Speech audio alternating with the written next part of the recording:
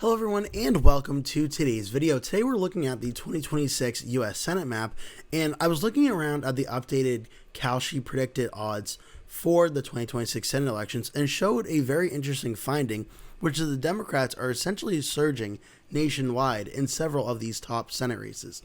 So with that said, roughly there's about 45 Senate seats that are currently listed as safe for the Republicans, 43 listed as safe for the Democrats on the Kalshi odds. There are a few other ones that are also close to being safe as well, but I want to give a further talk and discussion about. So with that said, Democrats, Republicans realistically start off about 45 to 43 with 12 considered toss-ups. Now, first we're going to go to a state like Minnesota, where in Minnesota we can see here that as we look at the odds here, Minnesota's pretty solidly in the Democratic category here. We can look at the market, and the Democrats are up 90 to 10. So Republicans don't really have a chance at contending in Minnesota.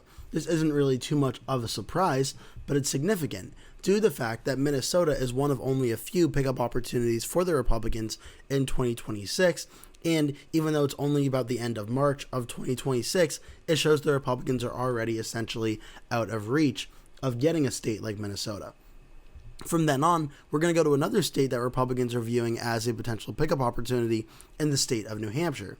New Hampshire, this is obviously the Senate race held by Jeanne Shaheen, and this race between Chris Pappas and former U.S. Senator John Sununu shows a very similar finding to Minnesota. Despite Sununu running, which is a popular name, the governor, or the brother of the governor, or former governor of New Hampshire, John Sununu, Chris Pappas is in a very strong position to win, according to Kalshi.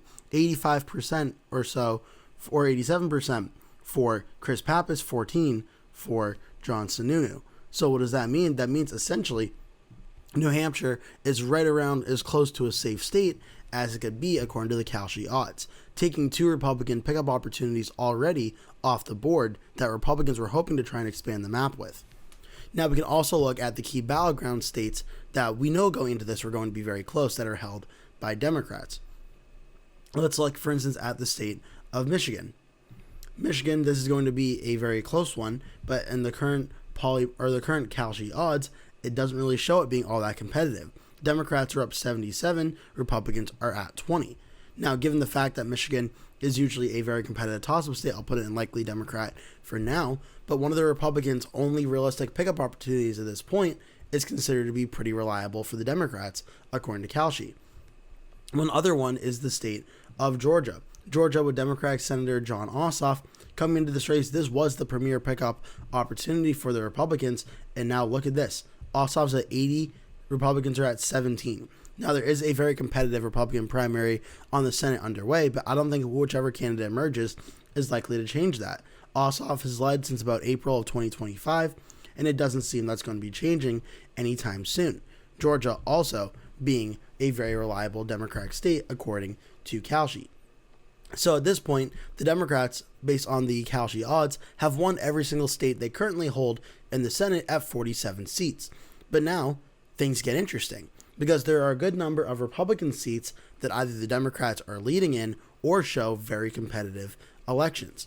First, we're going to go to a state like Montana, where we did have some recent election news that the U.S. Senator Steve Daines is not going to be running. Now, this one, despite it being an open race now, will be more competitive, but Republicans are in a still pretty strong position here, with Seth Bodnar, the independent, getting around 19% or so, the Republican getting 79%.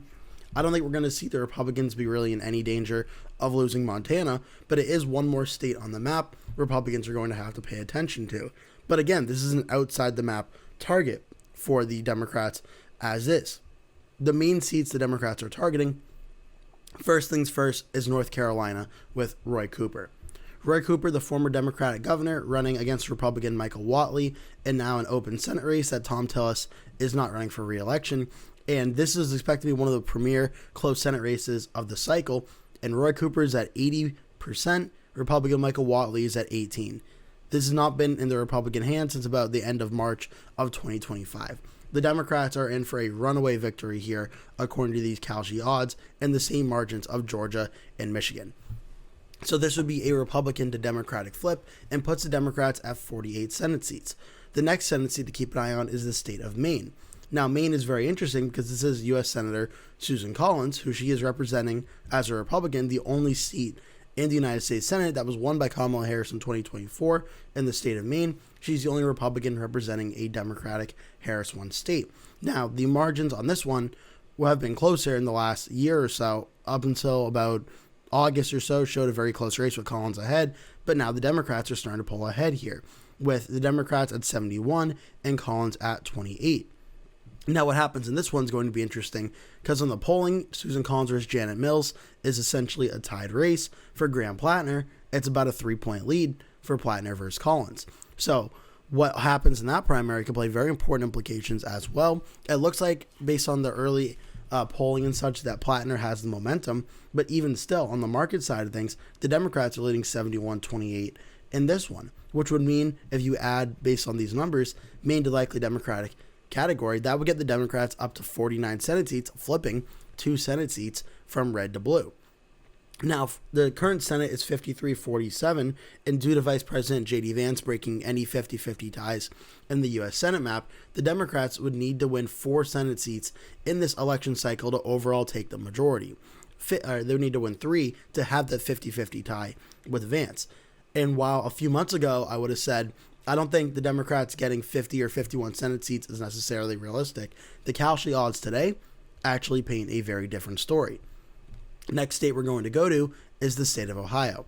Ohio is an interesting state, used to be a battleground state back in the early 2010s and into the early Trump era, but since Trump has been the nominee for the Republicans and the president of the United States, Ohio's become much more of a likely red state. But on the markets, Sherrod Brown facing off against John Husted. Look at this, 53 for the Democrats, 49 for the Republicans, essentially a 50-50 jump ball Senate seat in a state that voted in 2024 for Donald Trump by 11.2%. And the markets for Kalshi have it a 50-50 jump ball state. So if we were to give that, based on these numbers, a very narrow lead for Sherrod Brown over John Husted, flipping that seat blue, that would get the Democrats to 50 Senate seats. Republicans are at 46. So now, what do the Democrats do for here? Can they actually get to 51? Well, the ace in the hole for the Democrats in 2026, a seat that was not expected to be too competitive but has quickly become one of the marquee toss-up races, is the state of Alaska. Alaska, this is Dan Sullivan running for re-election, the Republican U.S. Senator. He's facing off against Democratic former Representative Mary Peltola. Now, this one is super close as well, where Dan Sullivan's been leading this entire time. Peltola enters the race, odds for the Democrats immediately skyrocket, and now it's in a very similar position to Ohio, where the Democrats up by about 5% and the chance to win here, now 6% up to date. So what does this mean? It's an absolutely closely watched state. Both parties can win it just like Ohio, but as of today, the Democrat has a very slightly edge to win this race. So what does this all mean? This would mean Mary Peltola is a slight favorite according to Kalshi. This would get the Democrats to 51 Senate seats, Republicans at 46. So even though it seemed impossible not too long ago, the Democrats now have a conceivable path, according to Kalshi, at getting over the Senate majority of 51 and taking the U.S. Senate back from the Republicans in 2026. Something a few months ago, the polling and the odds did not seem to suggest a reality. But now, according to Kalshi, the Democrats could potentially be able to do this. Now, it's worth noting the odds in Alaska and Ohio are very close, and these are more traditional, likely Republican states, but it all depends on the election environment in 2026. If the Democrats have this great night that the current predictions and odds are expecting, sort of in line with like a 2018 or a 2006 type election, then narrow Democratic wins in Alaska and Ohio are certainly possible. And this doesn't even talk about 3 other Senate races held by Republicans, which are looking actually pretty close right now. First, I'm going to start with the state of Iowa, because when I checked the odds on this one really shocked me. In the state of Iowa, the Senate race that is open with Joni Ernst retiring, this is going to be Republican Ashley Hinson, probably facing off against either Zach Walz or Josh Turek on the Democratic side. But look at these numbers. Republicans are only favored 60-40 in the state that's usually a very reliable Republican state now. So Republicans are still the favorites to win in Iowa, but it's by a lot closer margin on the markets than I would have expected it to be. Now, the two that really are interesting are Nebraska and Texas. Nebraska, this is the state where Dan Osborne is going to be running against the Republican Pete Ricketts. Osborne ran very closely in 2024, and he's looking to make this race close again. Now, this time around, the Republicans do still hold a pretty sizable chance at winning here, roughly around 75 to 24 for the Republican over Dan Osborne. But given Osborne overperforming in 2024 in a stronger election environment for the Democrats, we have to imagine Osborne's going to be in play, at least in this state. So Nebraska, at the bare minimum, is a state that's going to be very close and important to watch for. Lastly, we have the state of Texas. This is a seat that Democrats and Republicans across the country are going to be talking about for a while. We know the Democrats going to be James Talarico. The Republicans either going to be John Cornyn or Ken Paxton, which that primary has not sorted itself out yet, and that primary is coming up, I believe, at the end of May. So that could potentially get very competitive and play a very important role. The markets on this one, since Talarico won the Democratic primary and really since the Cornyn-Paxton one has not been settled yet, have been really skyrocketing towards the Democratic side, where the Republicans are now at 57 and Talarico is at 46. And just see the trend here. Look at the trend. Even in the last month or so, it's been narrowing up. In the last few months or so, it's been really narrowing up. So the Republicans are still slightly favored in this seat, but the conversation of a Democrat even having a chance to win a Senate race in Texas, the odds are showing it's moving in that direction. Now, ultimately, does it break? And the Democrat, James Talarico, is favored to win this Senate seat in a few months or so. It's possible. The Republicans hold a narrow lead right now.